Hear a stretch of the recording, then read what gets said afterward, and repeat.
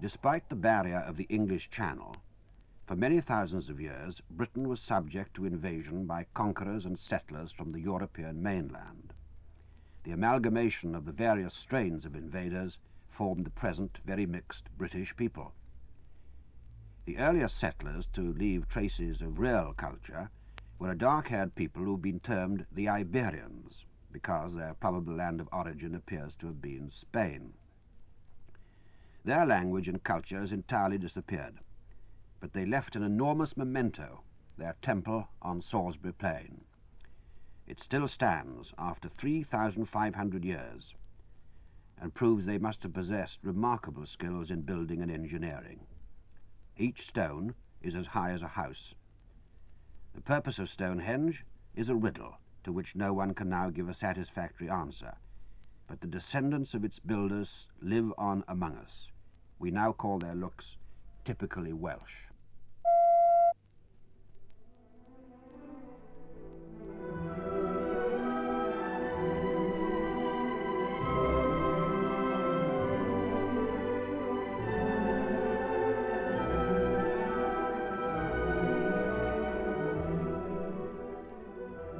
About 2,500 years ago, a new people began to invade Britain, displacing or enslaving the Stonehenge race.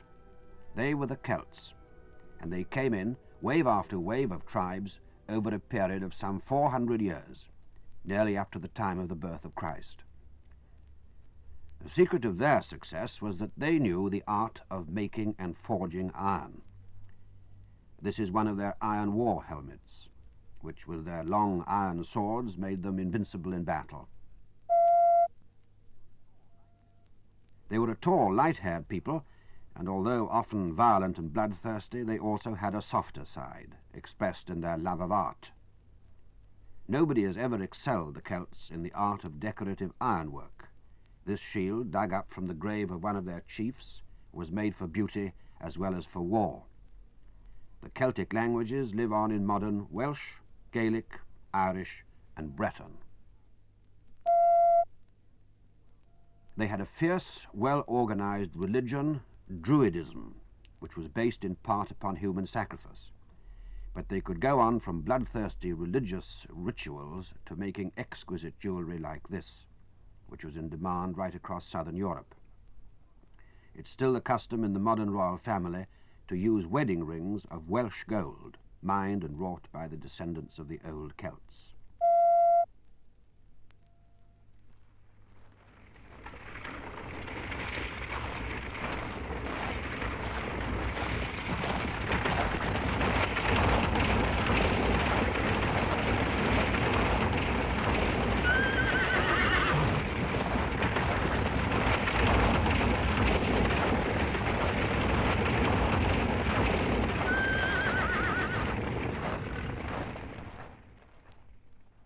Atque omne ignotum pro magnifico est, sed nunc terminus Britanniae patet. The words are those of the Roman historian Tacitus. He is describing how Britain had once been a place of mystery and wonder, but now, through force of Roman arms, its secrets were bare. Because the Celtic Britons had been aiding their fellow Celts in France against the expansion of the Roman Empire, Britain faced the best organized invasion she'd ever known. Julius Caesar, the greatest of Roman generals, came over on punitive expeditions in 56 and 54 BC. A century later, the Romans began systematically to conquer the island. Their disciplined legions, conquerors of half Europe, completely outclassed the amateur fighting men of the Celts.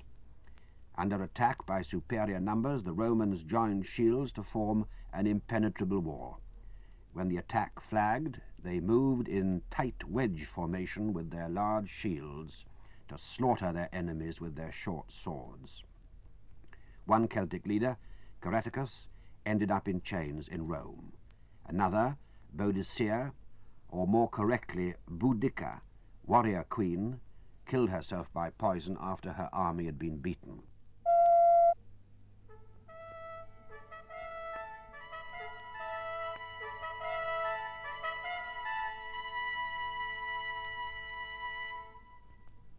The Romans founded the first British cities, including London, York, and Lincoln, with mighty stone temples in honor of their conquering gods and their emperors. This is the temple built at Colchester for the Emperor Claudius, dominant and massive. They wiped out the Druid religion. All this the Celts came quite easily to accept. The Celtic upper classes, once the first resistance was over, accepted Roman culture and Roman customs. A new Celtic middle class arose in the cities.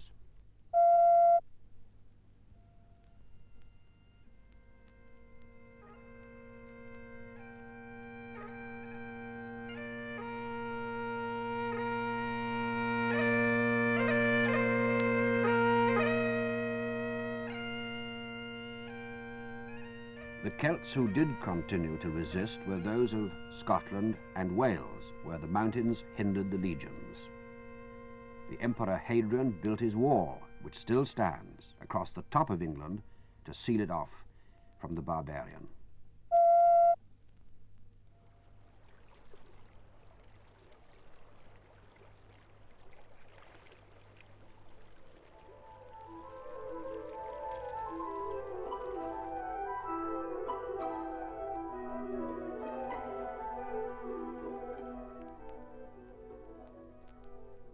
Behind the wall and protected by the legions there flowered a material civilization of a quality not to be seen in Britain again for well over 1,000 years. Roman settlers and the well-to-do Celts lived in elegant villas, carefully planned, with hot and cold running water and central heating. This civilization lasted 4 centuries, as long as it is now since the days of the Spanish Armada. But then, because of urgent threats to the heart of the Roman Empire, the army was gradually withdrawn from the outpost of Britain. The British Isles lay open for the most decisive event in their history, the coming of the English.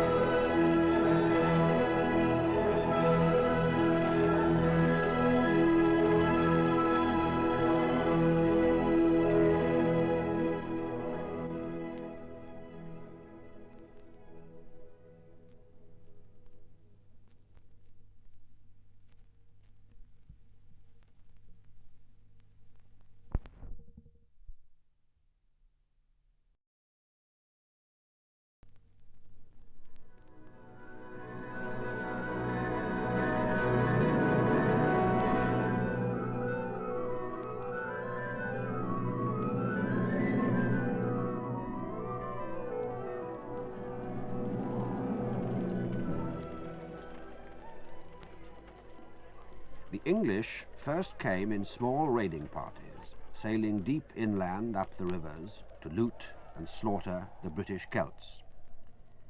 After so many generations of protection by Roman professional soldiers, the British Celts had little idea of how to organize their defense, although their legendary King Arthur, probably a retired Roman officer who led them in battle in the West Country, was supposed to have achieved some brilliant successes and held up the Saxon advance for at least 100 years.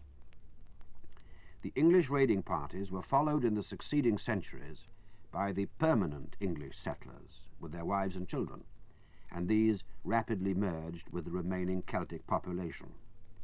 They settled in the towns and countryside and built their houses in timber. The English came from the forests of Germany and were subdivided into dozens or hundreds of small tribes and sub-tribes, each with its own chief or lord.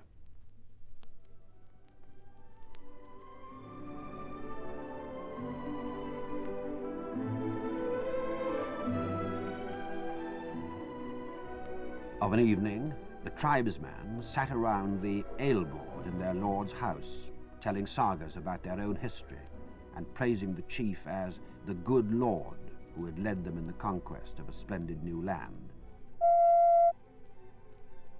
There were 3 main nations among the English: the Angles, who seem to have left Germany in their entirety and who gave their name to England as a whole, Angle land; Then there were the Saxons, whose name lives on in such place names as Sussex, South Saxons, and Essex, East Saxons.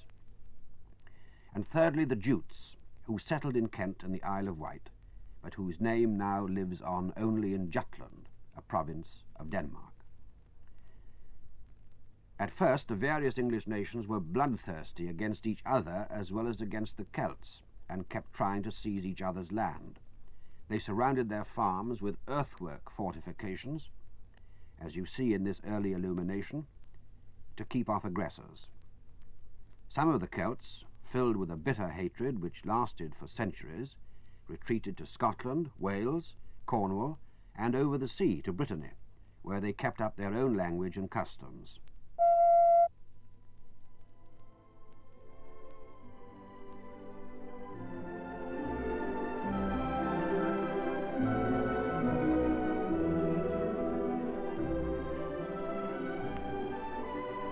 Gradually, the English sorted themselves out into 7 more or less stable kingdoms, each with its king assisted by his eldermen or aldermen.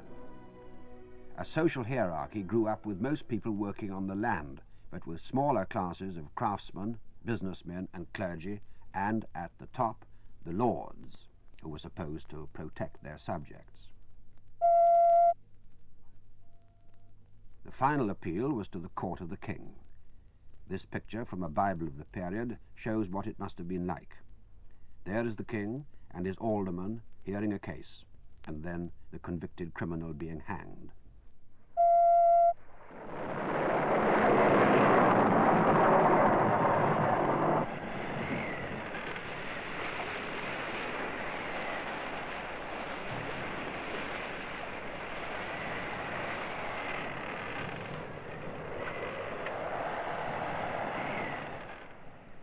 Into the tranquility broke the greatest seafarers of all time, the Vikings from Norway, Sweden, and Denmark. Warriors at the oars, their ships ranged the seas around Europe, ventured out into the wild Atlantic to Greenland and Iceland, and reached even America. For them, at first, England was just a place to plunder.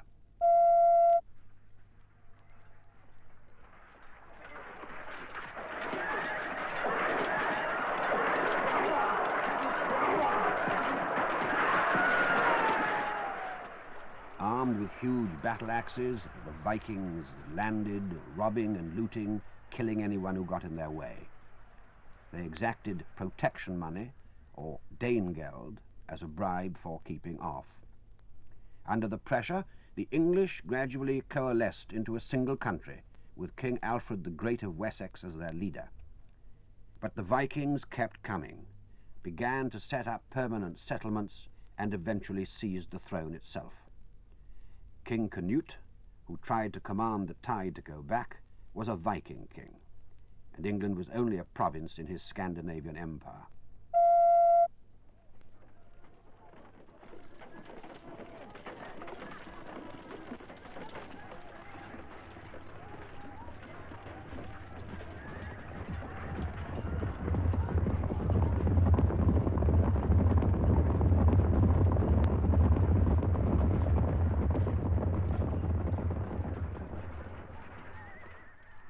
The final invasion of Britain took place on the most famous date of all, 1066. It came from the Normans, themselves of Viking origin, who had set up in northern France the strongest and most sophisticated state in all Europe.